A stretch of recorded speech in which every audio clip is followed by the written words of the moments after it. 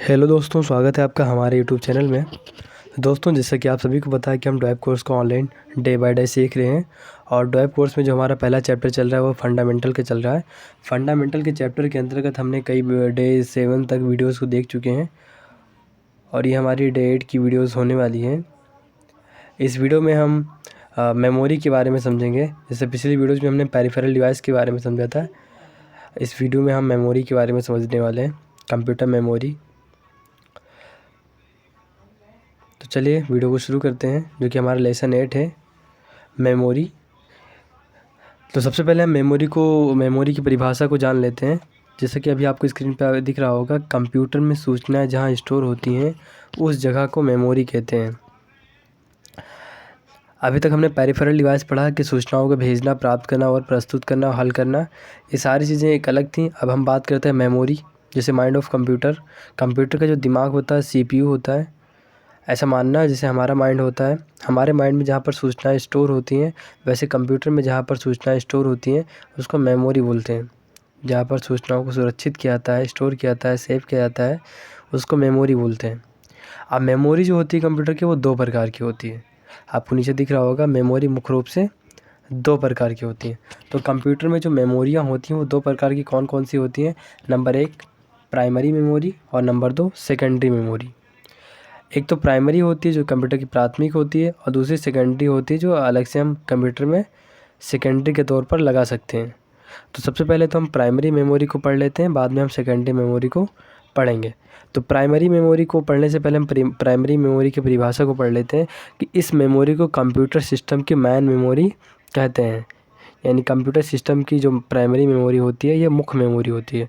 जब हम कंप्यूटर पे कोई कार्य करते हैं तो वो प्राथमिक मेमोरी पर होता है। यानी जब हम कंप्यूटर पे कुछ करते हैं, टाइप करते हैं, व्हाट्सएप चलाते हैं, फेसबुक या कुछ भी करते हैं, वो सारा चीज़ हम कंप्यूटर की प्राइमरी मेमोरी यानी प्राथमिक मेमोरी पर ही करते हैं, जिसको हम कंप्यूटर की मेन मेमोरी या मुख्य मेमोरी भी कहते हैं। नेक्स्ट आगे बढ़ते हैं। प्राथमिक मेमोरी जो हमारी प्राइमरी मेमोरी होती है, कितने प्रकार की होती है? तो नीचे लिखा हुआ प्राथमिक मेमोरी मुख्य रूप से 2 प्रकार की होती हैं। यानी मेमोरी कितने प्रकार की होती हैं? तो मेमोरी 2 प्रकार की होती हैं, प्राइमरी मेमोरी और सेकेंडरी मेमोरी। अब प्राइमरी मेमोरी कितने प्रकार की होती है? तो प्राइमरी मेमोरी भी 2 प्रकार की होती हैं।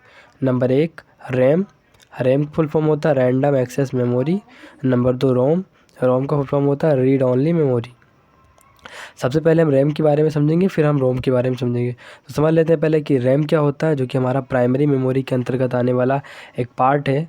जो कि प्राइमरी मेमोरी 2 प्रकार की होती है, रैम और रोम। तो रैम जिसका फुल फॉर्म होता है रैंडम एक्सेस मेमोरी। अभी यहाँ पर आपको रैम की चित्र दिख रही होगी, यह ऐसा दिखता है कुछ रैम, जो कि हमारे कंप्यूटर के CPU में लगा होता है। CPU के मदरबोर्ड में इसको कनेक्ट किया जाता है। यह रैम है जो कि हमारी प्राइमरी मेमोरी का एक पार्ट होता है, एक भाग होता है। तो रैम की परिभाषा को पहले हम पढ़ लेते हैं। तो इस मेमोरी को कंप्यूटर सिस्टम की मेन मेमोरी कहते हैं। क्यों? क्योंकि ये भी एक प्राइमरी मेमोरी का ही एक एग्जांपल है। तो इसको अभी हम क्या कहेंगे? मेन यानी कि मुख्य मेमोरी। तो इस मेमोरी को कंप्यूटर सिस्टम की मेन मेमोरी कहते हैं। जब हम कंप्यूटर पर कोई कार्य करते हैं तो हम रैम पर ही करते हैं। इस मेमोरी में स्थित डाटा तब तक स्टोर रहता है जब तक हमारा कंप्यूटर ऑन रहता है। कंप्यूटर के बंद होते रैम में स्थित सूचनाएँ मिट जाती हैं। यानी कि जब हम कंप्यूटर पे कोई काम करते हैं तो कहाँ करते हैं? रैम पर करते हैं, जो कि हमारा प्राइमरी मेमोरी का एक पार्ट है। और ये इस मेमोरी में डाटा तब तक के लिए स्टोर होता है जब तक के लिए आपका कंप्यूटर ऑन रहेगा। जैसे ही आपका कंप्यूटर बंद होगा और सूचनाएं इसकी मिट जाएगी। जैसे आप कुछ टाइप कर रहे हैं MS वर्ड पर या कहीं पर, या आप यूट्यूब पर वीडियो देख रहे हैं, या आप वॉइस को रिकॉर्ड कर रहे हैं और अचानक आपका कंप्यूटर बंद हो जाएगा। तब जब दोबारा आप अपने कंप्यूटर को ऑन करोगे, तो अगर आप यूट्यूब पर वीडियो देख रहे होंगे और आपका कंप्यूटर बंद हुआ होगा, तो आप इसको ऑन करोगे तो उस हालत में वो नहीं ओपन होगा, वो शुरू से होगा। तो वो जो कंप्यूटर पे आप यूट्यूब पर वीडियोस को देख रहे थे या टाइप कर रहे थे, वो आपका रैम पर हो रहा था। और रैम का परिभाषा है कि ये इसमें डाटा तब तक स्टोर रहेगा जब तक आपका कंप्यूटर ऑन रहेगा। कंप्यूटर के बंद होते ही सूचनाएं जो होती हैं वो मिट जाती हैं। तो जैसे ही आपका कंप्यूटर बंद होता है, आप जो यूट्यूब चला रहे थे, टाइपिंग कर रहे थे, वो सारी सूचनाएँ मिट जाती हैं। तो आप समझ जाना कि आप जब कंप्यूटर चालू हालत में जब काम करते हो और उसके बाद जब आपका कंप्यूटर बंद होता है और सूचनाएं मिट जाती हैं, तो वो काम आप रैम पे करते हो।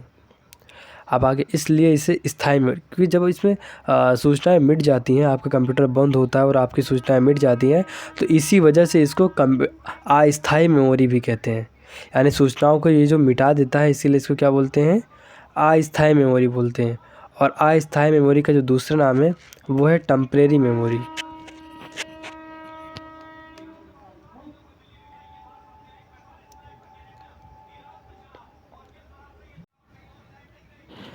तो इसको अस्थायी मेमोरी, टेम्परेरी मेमोरी और वोलेटाइल मेमोरी ये इसलिए कहते हैं क्योंकि इसमें सूचनाएं तब तक के लिए ही स्टोर होती हैं जब तक कि हमारा कंप्यूटर ऑन रहता है, और कंप्यूटर का जैसे ही बंद होता है वैसे सूचनाएं इसमें से मिट जाती हैं। इसीलिए इसको टेम्परेरी मेमोरी, अस्थायी मेमोरी या वोलेटाइल मेमोरी कहते हैं। तो ये बात याद रखना कि रैम का फुल फॉर्म होता है रैंडम एक्सेस मेमोरी। ये एक प्राइमरी मेमोरी होती है, इसको मैन मेमोरी भी कहते हैं, इसको टेम्परेरी मेमोरी भी कहते हैं, इसको वोलेटाइल मेमोरी भी कहते हैं और इसको अस्थायी मेमोरी भी कहते हैं। जब हम कंप्यूटर पे कोई काम करते हैं तो हम वो रैम पर ही करते हैं, क्योंकि जैसे ही हम कंप्यूटर हमारा बंद होता है और जब कंप्यूटर को फिर से हम ऑन करते हैं तो हमारा उसी हालत में कंप्यूटर ऑन नहीं मिलता जिस हालत में उसमें काम कर रहे होते हैं, यानी कि जो हम काम करते हैं वो सूचनाएं सारे के सारे मिट जाते हैं। तो इसका मतलब हम रैम पे काम कर रहे हैं। अब रैम कई प्रकार के होते हैं, मार्केट में जब आप जाएंगे तो रैम आपको कई प्रकार की मिलेंगे। जैसे कुछ एग्जांपल्स आपको भी हमने दिखाया। एक रैम होता है एस रैम, जिसका फुल फॉर्म होता है स्टैटिक रैंडम एक्सेस मेमोरी। दूसरा होता है डी रैम, जिसका फुल फॉर्म होता है डायनेमिक रैंडम एक्सेस मेमोरी। तीसरा होता है एस डी रैम, जिसका फुल फॉर्म होता है static dynamic random access memory. और DDR1 DDR2 भी आता है, जिसका फुल फॉर्म होता है डबल डाटा रेट। तो ये सारे रैम्स के ही नाम हैं, इकाई प्रकार के होते हैं। रैम जो आपने अभी चित्र में देखा ऐसे रैम दिखाई देता है, ये आपके CPU के मदरबोर्ड में लगा होता है। जो क्या करता है, जब हम कंप्यूटर पे कोई काम करते हैं तो हम रैम पे ही करते हैं, यहीं पर होता है। अब आ जाते हैं जो हमारा प्राइमरी का दूसरा पार्ट था, एक रैम था दूसरा रोम था।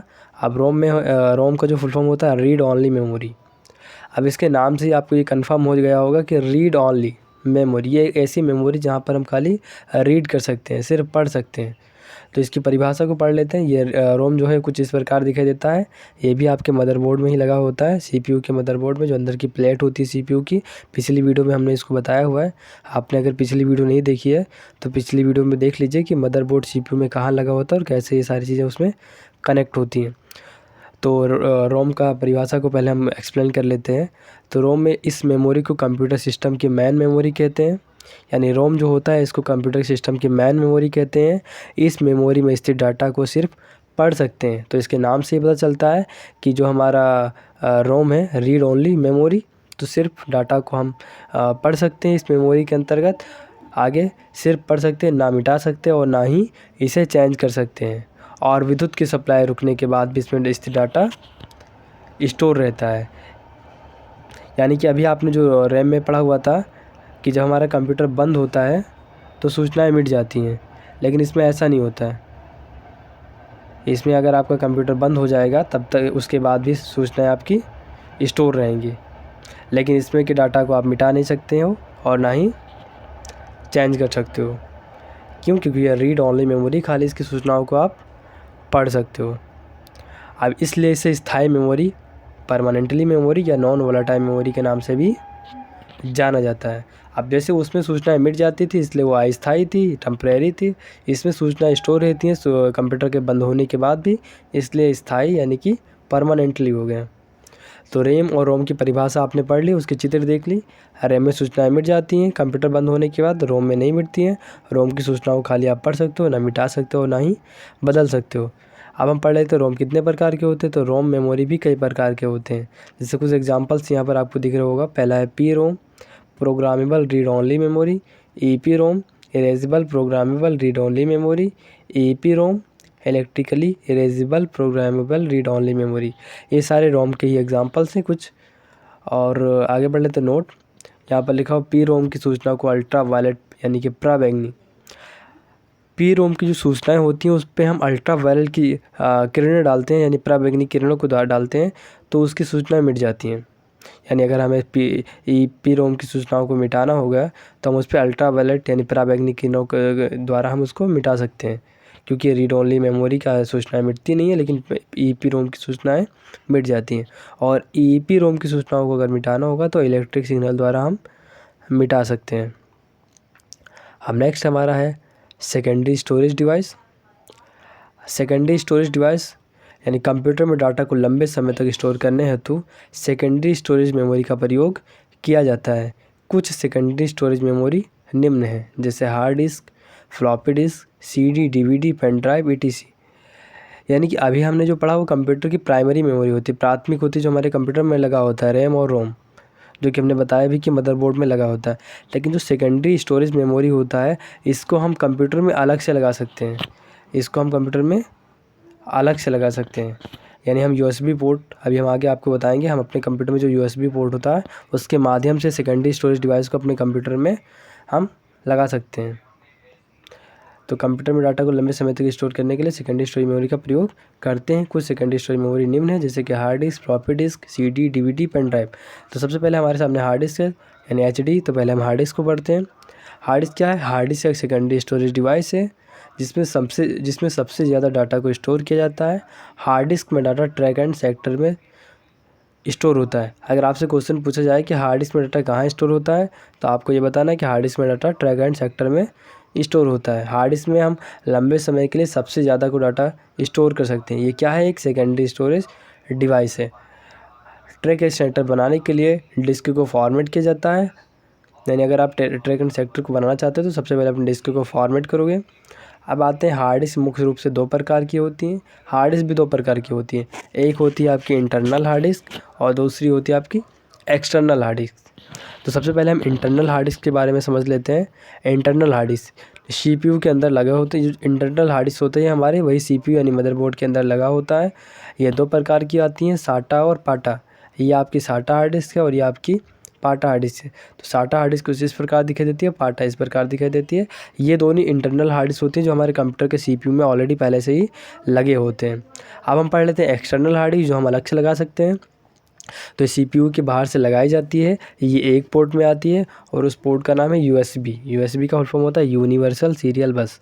तो ये कुछ इस प्रकार दिखाई देती है, जिसको अपने USB पोर्ट में लगाकर आप हार्ड डिस्क का प्रयोग कर सकते हो। और ऊपर की जो इंटरनल हार्ड डिस्क है वो आपके कंप्यूटर में ऑलरेडी पहले से ही लगी होती हैं। आप पढ़ लेते हैं हार्ड डिस्क की कुछ नोट्स, कुछ विशेष चीज़ें जो कि आपसे हार्ड डिस्क से जुड़ी हुई हैं। तो हार्ड डिस्क में एक्सेस स्पीड, जो हार्ड डिस्क की एक्सेस स्पीड होती है उसको RPM यानी राउंड पर मिनट, इसका जो राउंड होता है पर मिनट में, उसमें मापा जाता है। और हार्ड डिस्क की जो न्यूनतम एक्सेस स्पीड होती है वो होती है 100 kbps। हार्ड डिस्क की जो न्यूनतम एक्सेस स्पीड होती है वो 100 kbps होती है। अगला नंबर है फ्लॉपी डिस्क। ये है फ्लॉपी डिस्क। कुछ इस प्रकार का हमारा फ्लॉपी डिस्क दिखाई देता है। यानी हार्ड डिस्क से एक सेकेंड, ये जो फ्लॉपी डिस्क है ये यहाँ पर हार्ड डिस्क हो गया, सॉरी यहाँ पर फ्लॉपी डिस्क होना चाहिए था।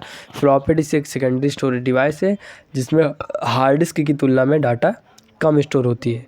ये जो फ्लॉपी डिस्क है ये भी एक सेकेंडरी स्टोरेज डिवाइस है, लेकिन हार्ड डिस्क की तुलना में इसमें डाटा कम स्टोर होता है। फ्लॉपी डिस्क मुख्य रूप से 2 ही प्रकार के होते हैं।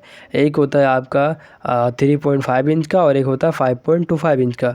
जो 3.5 इंच का हार्ड डिस्क होती है उसकी जो स्टोरेज क्षमता होती है वो 1440 KB, या फिर हम अगर MB में कन्वर्ट करें तो 1.44 MB इसकी क्षमता होती है। और जो 5.25 इंच की हार्ड डिस्क फ्लॉपी डिस्क होती है उसमें 1220 KB का डाटा स्टोर हो सकता है। अगर इसको MB में कन्वर्ट कर दें तो 1.22 MB का डाटा ही स्टोर हो सकता है। तो हार्ड डिस्क की तुलना में इसमें कम डाटा स्टोर हो रहा है, लेकिन ये भी एक क्या है? सेकेंडरी स्टोरेज डिवाइस ही है। नेक्स्ट नीचे हम नोट पढ़ लेते हैं। फ्लॉपी डिस्क से जुड़ी कुछ विशेष चीज़ों को हम जान लेते हैं, जो कि नीचे यहाँ पर हमने एक्सप्लेन किया हुआ है। नोट 3.5 इंच की फ्लॉपी डिस्क की साइज़ छोटी होती है लेकिन डाटा ज़्यादा स्टोर होती है। यानी जो हमारा 3.5 इंच की फ्लॉपी डिस्क की होती है ये साइज़ तो ज़्यादा होती है, साइज़ तो इसकी कम होती है। देखने में ये 3.5 इंच की फ्लॉपी डिस्क होगी, लेकिन इसमें जो डाटा होगा, इसकी जो कैपेसिटी होगी, इसकी स्टोरेज क्षमता होगी वो ज़्यादा होगी। क्यों? क्योंकि ये 1.44 MB डाटा को स्टोर करती है और होती है 3.5 इंच की। जबकि 5.25 इंच की जो फ्लॉपी डिस्क होती है उसकी साइज़ बड़ी होती है, फिर भी वो डाटा को कम स्टोर करती है। अभी जो 5.25 इंच की फ्लॉपी डिस्क है ये 1.22 MB का ही डाटा स्टोर करती है, यानी 3.5 की तुलना में कम डाटा को स्टोर करती है। लेकिन 3.5 के अकॉर्डिंग 5.25 जो है ये इसकी साइज़ ज़्यादा है। तो ये बड़ी तो है लेकिन डाटा को कम स्टोर करता है, और 3.5 जो है वो छोटी तो है लेकिन डाटा को ज़्यादा स्टोर करता है। और हम नोट्स में कुछ विशेष चीज़ों को जान लेते हैं। हमारे कंप्यूटर में लोकल डिस्क A और लोकल डिस्क B ये ड्राइव प्रस्तुत नहीं होती है। क्यों? अभी अगर हम Windows+C यानी माई कंप्यूटर में जाकर आपको दिखाएं तो आपको दिख रहा होगा यहाँ पर लोकल डिस्क C से शुरू हो रहा है, उसके बाद ही सारे डिस्क शुरू हो रहे हैं। A और B कहाँ गया? आखिर इसको AB से शुरू होना चाहिए था। तो यहाँ पर यही बात बताई गई है कि हमारे कंप्यूटर में लोकल डिस्क ए और लोकल डिस्क बी ड्राइव प्रस्तुत नहीं होती है। ये तब प्रस्तुत होती है जब हमारे कंप्यूटर में फ्लॉपी डिस्क लगी होती है। यानी हमारे कंप्यूटर में आपने सी ड्राइव से देखा CDE ड्राइव ए बी नहीं था। इसका रीज़न यही था कि इसमें फ्लॉपी डिस्क नहीं लगा हुआ है। अगर इसमें फ्लॉपी डिस्क लगा होता तो इसमें ए और बी भी ड्राइव दिखता, यानी ABC करके होता। और अगर जिस कंप्यूटर में आप देख रहे हो सी ड्राइव से स्टार्ट हो रहा है, यानी कि उसमें फ्लॉपी डिस्क नहीं लगा हुआ है। अगर ए से स्टार्ट हो रहा है तो आप समझ जाना उसमें फ्लॉपी डिस्क लगा हुआ है। नेक्स्ट जो हमारी सेकेंडरी स्टोरेज डिवाइस है, जो कि हम अलग से मेमोरी की क्षमता को बढ़ाने के लिए लगा सकते हैं, उसका नाम है CD। अब CD का फॉर्म होता है कम्पैक्ट डिस्क। CD की फ़ोटोज़ अभी आपको कंप्यूटर की स्क्रीन पे दिख रही होगी। CD ऐसे दिखाई देता है कुछ। CD क्या है? तो CD एक सेकेंडरी स्टोरेज डिवाइस है जिसमें audio, video, sound, image, software store किया जाता है। CD की स्टोरेज क्षमता जो होती है वो 650 MB होती है। CD का दूसरा नाम ऑप्टिकल डिस्क भी है। अगर आपसे CD बोला जा रहा है तो आप समझ जाना कि CD है। अगर आपसे ऑप्टिकल डिस्क बोला जाएगा तभी आप समझ जाना कि CD की बात हो रही है। अब CD की जो स्टोरेज क्षमता होती है वो 650 MB होती है। इसमें हम audio, video, sound, image, software ADC को स्टोर कर सकते हैं। तो एक हिसाब से देखा जाए तो 650 MB जो डाटा होता है ये कम होता है। तो ये था CD। अब आ जाते हैं हम DVD की तरफ। और CD और DVD में थोड़ा सा ही डिफरेंट है। DVD का जो फुल फॉर्म होता है वो होता है डिजिटल वीडियो डिस्क। यानी DVD जो होता है CD की तरह ही होता है, लेकिन ये DVD भी एक सेकेंडरी स्टोरेज डिवाइस ही है जिसमें CD की तुलना में 7 गुना ज़्यादा डाटा स्टोर होता है। यानी कि ये CD की तुलना में 7 गुना ज़्यादा स्टोर डाटा को कर सकता है। हाँ, तो उसमें 650 MB थी तो उसमें 7 गुना ज़्यादा है। अब ये जो DVD है ये 2 प्रकार की होती है। एक तो होती है सिंगल लेयर DVD और दूसरी होती है डबल लेयर DVD। तो सबसे पहले हम सिंगल लेयर DVD को पढ़ लेते हैं। जो सिंगल लेयर की DVD होती है उसकी जो स्टोरेज क्षमता होती है, उसकी जो कैपेसिटी होती है वो 4.7 GB होता है। और जो डबल लेयर की DVD होती है उसकी जो स्टोरेज क्षमता कैपेसिटी होती है वो 17 GB की होती है। तो कहीं ना कहीं ये 7 गुना ज़्यादा CD से ज़्यादा स्टोर करती है डाटा को। तो इसीलिए बोला गया है कि CD की तुलना में डाटा को 7 गुना ज़्यादा डाटा स्टोर करती है। तो CD DVD भी एक सेकेंडरी स्टोरेज डिवाइस है जिसकी फ़ोटो आपने देख ली। और लास्ट में जो सबसे पॉपुलर हमारे पास सेकेंडरी स्टोरेज डिवाइस होती है, जो आजकल लगभग सारे लोगों के पास अवेलेबल होती है, जिसका नाम है पेन ड्राइव। जिसकी फ़ोटो अभी आपको एक पेन ड्राइव का सिंपल दिखाया गया हुआ। ऐसे बहुत सारी कंपनीज़ की अलग अलग पेन ड्राइव आती हैं। ये एक सैनडिस्क की पेन ड्राइव है जो कि सबसे पॉपुलर अभी के टाइम पर लोगों के पास मिल जाती है आसानी से। तो पेन ड्राइव भी है एक सेकेंडरी स्टोरेज डिवाइस ही, जिसका इस समय सबसे ज़्यादा प्रयोग किया जाता है। ये छोटी साइज़ की होती है जिसे आसानी से जेब में रख के लाया ले जा सकता है। यानी ये एक ऐसी सेकेंडरी स्टोरेज डिवाइस है जो सबसे छोटी होती है, जिसको हम आसानी से अपने पॉकेट में रख भी सकते हैं। और इसका सबसे ज़्यादा प्रयोग होता है। इसका प्रयोग होने का रीज़न ये है क्योंकि ये छोटी होती है साइज़ में, आसानी से हम इसको कहीं भी ला सकते हैं और ले जा सकते हैं और अपने कंप्यूटर में इसका प्रयोग कर सकते हैं। अब इसकी जो स्टोरेज की क्षमता होती है वो 4 GB, 8 GB, 16 GB, 32 GB, 64 GB और 128 GB तक आती हैं। तो ये हमारे पेन ड्राइव जो हमारी स्टोरेज क्षमता थी। अब हम पढ़ लेते हैं कुछ मेमोरी मेजरमेंट यूनिट, यानी स्मृति मापक इकाई। अभी आपने देखा होगा इसमें GB आ रहा है, कहीं MB आ रहा है, कहीं KB आ रहा है। ये सब क्या है?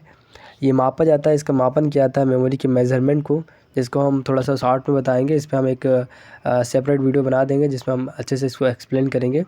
अभी वीडियो ज़्यादा लंबी हो रही है इसलिए हम इसको इसी में शॉर्ट में किया दे रहे हैं। दोस्तों, जैसे कि आपको पता है किसी भी यूनिट्स को मापने के लिए, मेज़रमेंट करने के लिए 2-3 यूनिट को मिलाकर हम एक बना देते हैं। जैसे 1000 ग्राम equal 1 kg, 1 kilogram, 1000 millilitre equal 1 litre. तो वैसे ही जो मेमोरी की मेज़रमेंट होती है, यूनिट होती है, इसको मापा गया है। यानी कि अगर आपके पास 0 या 1 बिट है तो वो 1 ही बिट कहेगा, और अगर आपके पास ऐसे करके 4 बिट हैं तो वो 1 निबल या हाफ बाइट कहलाएगा, और अगर आपके पास 8 बिट है तो वो 2 निबल या 1 बाइट कहलाएगा।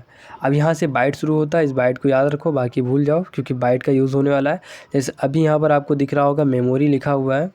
अब ये जो मेमोरी लिखा हुआ है इसमें 1 2 3 4 5 6 वर्ड, 6 लेटर्स यूज हुए हैं।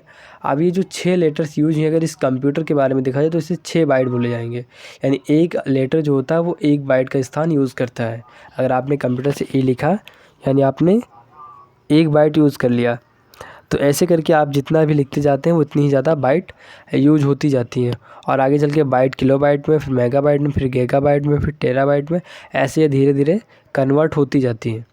तो आपने समझ लिया, अगर आपके पास 8 बिट है तो यानी कि 1 बाइट हो गया। अगर आप एक अक्षर लिखते हो ABCD कुछ भी एक लिखते हो तो एक अक्षर एक बाइट का स्थान यूज़ करता है। आप ऐसे किसी के पास भेजते हो, अगर आपने A लिख कर भेज दिया तो यानी कि आपकी 1 बाइट यूज़ हो गई, और जिसके पास पहुंचा उसका भी 1 बाइट यूज़ हो गया। तो अगर आपके पास ऐसे 1 बाइट नहीं, अगर आपके पास 1024 बाइट है तो 1024 बाइट भी आप उसको बोल सकते हो, या फिर आप उसको 1 किलो बाइट भी बोल सकते हो। अब 1 किलो बाइट का जो शॉर्ट फॉर्म होता है वो 1 KB यानी 1 KB होता है। अब अगर ऐसे आपके पास 1024 KB है तो आप उसको इक्वल 1 MB भी बोल सकते हो, उसको 1 MB यानी 1 मेगाबाइट भी बोला जा सकता है। और अगर ऐसा करके आपके पास 1024 MB है तो उसको 1 GB भी बोला जा सकता है यानी 1 गीगाबाइट। ऐसे करके अगर आपके पास 1024 GB है तो 1 TB बोला जा सकता है यानी 1 terabyte. 1024 TB equal 1 PB 1 petabyte. 1024 PB equal 1 EB 1 exabyte. 1024 ZB equal 1 YB 1 एटाबाइट। 1024 YB equal 1 VB 1 ब्रोनोबाइट। और नेक्स्ट में होता है 1024 BB इक्वल 1 GB 1 गीगाबाइट। तो जो सबसे छोटी यूनिट्स होती है वो हमारी बिट होती है, और सबसे बड़ी जो यूनिट होती है वो हमारी GB होती है। वो GB गीगाबाइट वाली नहीं, GB गीगाबाइट वाली। तो ये कुछ मेज़रमेंट की यूनिट्स थी जो हमने बता दिया। आपने अभी तक GB और TB तक ही सुना होगा, और भी कुछ होती हैं जो अभी हमने लिखा दिया। दोस्तों, वीडियो अगर अच्छी लगी हो तो लाइक करें, कमेंट करें और अपने दोस्तों का शेयर करें, और हमारे चैनल को ज़रूर से ज़रूर सब्सक्राइब कर लें, क्योंकि अगर आप ऐसे ही वीडियोस को सीखते रहें, देखकर कंप्यूटर को सीखना चाहते हैं तो हमारे कंप्यूटर में सदस्य बनना जुड़ना बहुत ही कंपलसरी है। और आने वाली टाइम में हम इसमें CCC O level PGDCA DCA ADCA course को भी ऑनलाइन सीखने वाले हैं, तो इसलिए हमारे कंप्यूटर के चैनल से आप जुड़ जाएँ। चलिए मिलते हैं अगली वीडियो में।